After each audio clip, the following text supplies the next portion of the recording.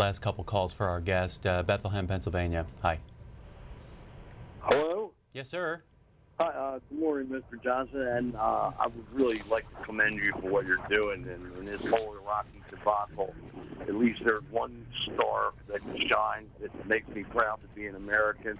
My question would be concerning the State Department and whether or not there's been any type of reaction or acknowledgement of what you're trying to do from the Office of Condoleezza Rice. And I'll take your answer off the air. Thank you so much for what you're doing. And thanks for your words. My interactions with the State Department have improved, I think. They've been strained at points, but you know, I simply think that the State Department, and I would also venture Homeland Security, just they don't have the political juice from the top, so to speak, from the big guy, from the president. They have recently opened up an office in Baghdad to do in-country processing, as it's called, which I think is great, because until now we've been forcing Iraqis to become refugees before they can even help us, and we have the largest embassy in the world right there in Iraq. There's no reason we can't do it.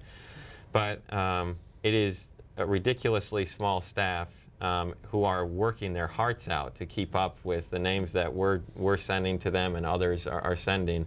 But they need help. They need more officers. They need logistical help to help the Iraqis get into the green zone. So, you know, I think there are a lot of good people at State who understand this, but it takes an American president to make the kinds of decisions that need to be made in terms of ordering something like another Operation Pacific Haven.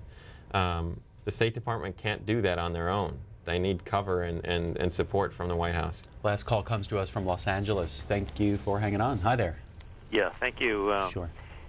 Hypothetical reality, the reality is that this war has cost us trillions of dollars, but the Iraqi people, it's devastating. Pacifica Radio has had numerous programs on the devastation that's going on over there. Trillions and trillions of dollars. Meanwhile, the Americans are starving here. It's getting worse.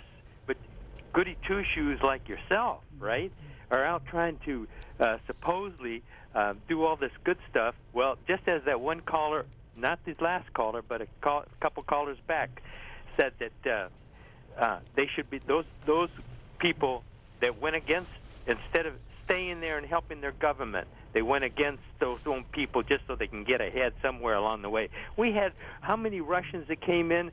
Over between 68,000 and 100,000 Russians that came in here, and some of those took my job. In fact, at one of the high-tech corporations.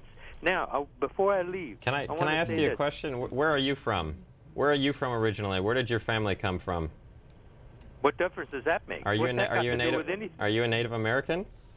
What difference does that make? Well, do you have an answer to the question? We know what's happened. We know what's happened to the Native American people, right? Well, did it occur to you that you've come to this country too and received opportunities? Opportunities for who? The American Indian? No, I said, has it occurred to you that you've come to this country as well, that you're not a Native American? Regardless, I think what's happened here in our in United States is that this is exactly what the poor Indians now, we've still got them on reservations. I don't think I understand your question. He's gone now at this point. Final thought on anything that last caller said, or the issue at large? Well, I mean, I've never been called a goody two-shoes before, so I don't know if that's a compliment or a slur. You know, I think that this is one of those rare issues where we have a very clear moral imperative, and wars don't usually produce these. And I think that you know, I have yet to meet an American, a reasonable American, who, when they're confronted with the facts, disagree with me on this. You simply can't leave behind the people who have helped you. And I think that we ignore this obligation at our own risk. And I think if folks can't comprehend that, or are going to disagree with me on that, I mean, they should go to the listproject.org and school up, and we'll keep the conversation going. Kirk Johnson is a former USAID contractor in Iraq and executive director of the LIST project. Thanks a lot for your time this morning. Thank you. We will take another short break and then do some open phones, another chance for you to talk about anything that's on your mind as we lead up to the House of Representatives session. So we'll see you in a minute.